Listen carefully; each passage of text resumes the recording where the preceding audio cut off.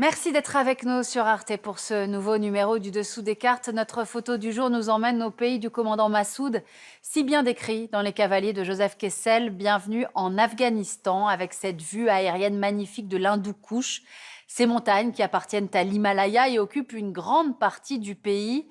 Une géographie accidentée, centrale pour expliquer la diversité tribale et ethnique de l'Afghanistan, sa volonté farouche d'indépendance. L'Afghanistan, ce pays qui n'a que trop connu la guerre, au cœur d'une rivalité coloniale entre Angleterre et Russie au XIXe siècle, puis au cœur de la guerre froide avec l'invasion soviétique, enjeu de la guerre contre le terrorisme après le 11 septembre 2001 et l'intervention américaine, sans oublier les relations tortueuses avec le Pakistan voisin, le rôle clé autant que destructeur des talibans et aujourd'hui, pour couronner le tout, la présence de Daesh. Tout de suite, voici le dessous des cartes de l'Afghanistan, un pays à l'histoire aussi accidentée que sa géographie. Situé en Asie centrale, l'Afghanistan est un État enclavé d'une superficie de 650 000 km². Il est au carrefour des mondes iranien à l'ouest et indien à l'est. La population afghane, estimée à 35,5 millions d'habitants en 2018, se compose de peuples très différents. Des peuples indo-iraniens, avec les Pashtuns qui forment la majorité de la population, et les Tadjiks au nord, les Baloutches au sud. Des descendants des Mongols, les Hazaras au centre, des peuples turcophones, les Turkmènes, les Ouzbeks et les Kirghizes au nord, ainsi que les minorités Emak, Pamiri et Nouristani. Les Afghans sont majoritairement musulmans sunnites. 15% d'entre eux sont chiites. Les langues officielles de la République islamique d'Afghanistan sont le pachtou et le persan afghan qu'on appelle le dari. On l'a dit, le pays s'organise autour de la chaîne montagneuse de l'Hindoukouche, franchissable en son centre par de trop rares points de passage. Dans ces paysages de montagne de l'Asie centrale, la population se concentre près des cours d'eau. Alors commençons par faire un peu d'histoire. Au XIXe siècle, Russes et Anglais se disputent l'Afghanistan pour la conquête de l'Asie centrale. En vain, l'Afghanistan est finalement reconnue indépendante en 1919 par les Britanniques. Mais au XXe siècle, la Russie n'a pas renoncé à contrôler l'Afghanistan et l'on comprend bien pourquoi en regardant les cartes, il s'agit pour elle d'un accès stratégique à l'océan Indien. Par ailleurs, la Russie, devenue l'URSS, s'intéresse de près à la situation politique afghane. Nous sommes en pleine guerre froide et la Russie décide d'envahir le pays en décembre 1979 pour porter secours au régime communiste afghan qui vient de prendre le pouvoir. Ce régime brutal est contesté en Afghanistan par d'importants mouvements d'insurrection. Par ailleurs, l'Union soviétique s'inquiète de la récente victoire de la révolution islamique en Iran, autre pays frontalier. Démarre alors une sorte de Vietnam soviétique, 10 ans de guerre qui vont opposer l'armée rouge, cantonnée dans les villes et les grands axes routiers, aux Moudjahidines, les combattants de la résistance afghane, soutenus financièrement par les États-Unis et l'Arabie saoudite via le Pakistan. Les Moudjahidines sortent vainqueurs de ce conflit et poussent les soviétiques au retrait en 1989. Mais ce retrait soviétique ne marque pas la fin des combats. Il marque au contraire le début d'une guerre civile entre le gouvernement communiste afghan, ici en jaune, et les Moudjahidines, ici en vert, eux-mêmes divisés par leurs appartenances ethniques, notamment entre Pashtuns et Tadjiks, et de surcroît les pays voisins s'en mêlent. L'Inde, par exemple, appuie les Tadjiks et leurs alliés dirigés par le commandant Massoud. Le Pakistan appuie, lui, le chef de guerre pashtun Gulbuddin Hekmatyar. Le Pakistan qui voit l'Afghanistan comme une base arrière en cas de conflit avec l'Inde et tente donc de porter au pouvoir l'ethnie pashtoune pour avoir des alliés à Kaboul.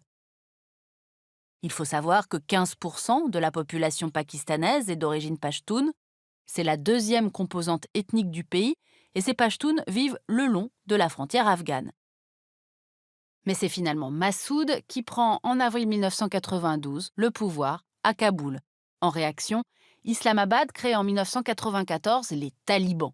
Dans la province frontière du nord-ouest et les zones tribales, une milice qui recrute de jeunes réfugiés afghans dans les écoles coraniques, d'où leur nom de talibans, terme qui signifie étudiant en religion.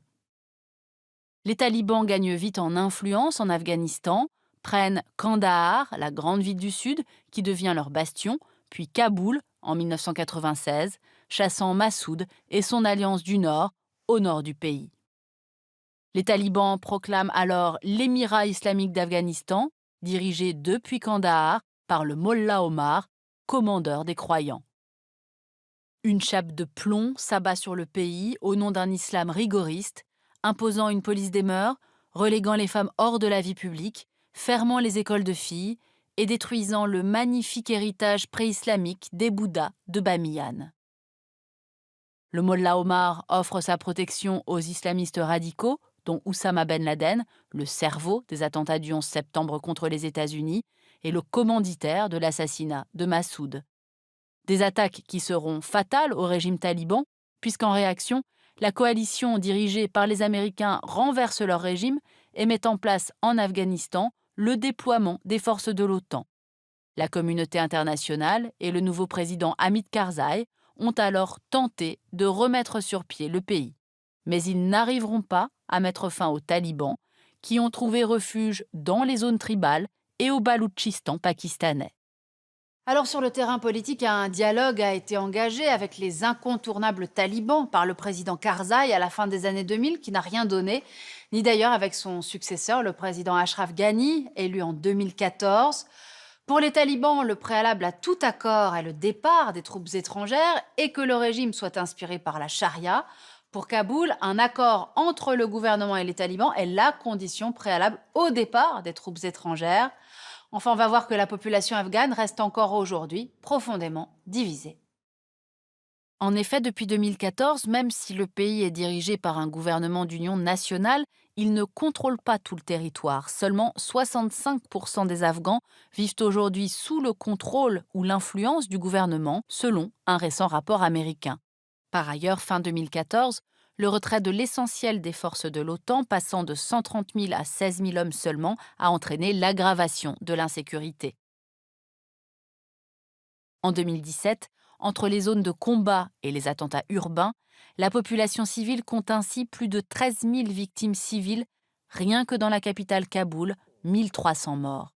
Pourtant, la communauté internationale s'est efforcée de développer l'armée nationale afghane, qui compte plus de 300 000 hommes, mais cette armée est jugée mal préparée, mal équipée, sujette à désertion, même si elle a contenu tant bien que mal la pression accrue des talibans. Enfin, la situation est aggravée par l'apparition en 2015 d'une filiale de Daesh sous le nom de l'État islamique Khorasan. Certains talibans vont rejoindre ce Daesh afghan. Beaucoup sont d'anciens talibans pakistanais chassés des zones tribales. Certains des soldats de Daesh en Syrie rejoignent eux aussi ce nouveau foyer afghan. Pour autant, des combats opposent la majorité des talibans à Daesh, particulièrement dans la province de Nangarhar, bastion de l'État islamique, avec une multiplication des attentats. La question sécuritaire reste un obstacle majeur à la croissance économique du pays, qui n'a été que de 2,5% en 2016 et 2017, soit la plus basse de toute l'Asie. Et pourtant, malgré ce sombre tableau, il existe bien aujourd'hui un potentiel économique en Afghanistan en raison de la position géographique du pays. Ainsi, la Chine et l'Inde ont lancé des programmes d'investissement et de coopération avec Kaboul et soutiennent de grands projets régionaux reconnectant le pays au reste du monde. La mise en place d'un axe maritime et terrestre entre Mumbai, Chabhar et Kaboul, quoique potentiellement menacé par les sanctions anti-iraniennes de Donald Trump. L'axe Casamil, qui doit permettre de livrer à compter de 2019 de l'électricité d'Asie centrale à l'Afghanistan et au Pakistan. Le gazoduc TAPI, Turkménistan, Afghanistan, Pakistan, Inde, vieux projet redémarré en 2015 et devant être achevé en 2019. Et puis le projet d'une liaison ferroviaire établie par la Chine dans le cadre de ces nouvelles routes de la soie. Le corridor Lapis-Lazuli, devant relier l'Afghanistan, via la Caspienne et la Turquie, à l'Europe.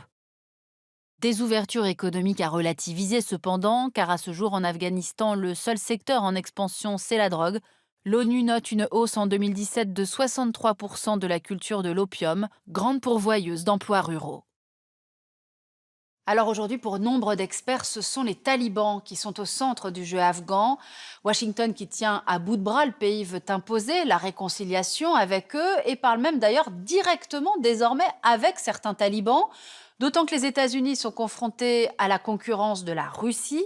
Moscou a déjà accueilli des pourparlers internationaux sur l'Afghanistan auxquels ont participé les talibans. Ces derniers veulent être arbitres de l'élection présidentielle d'avril 2019.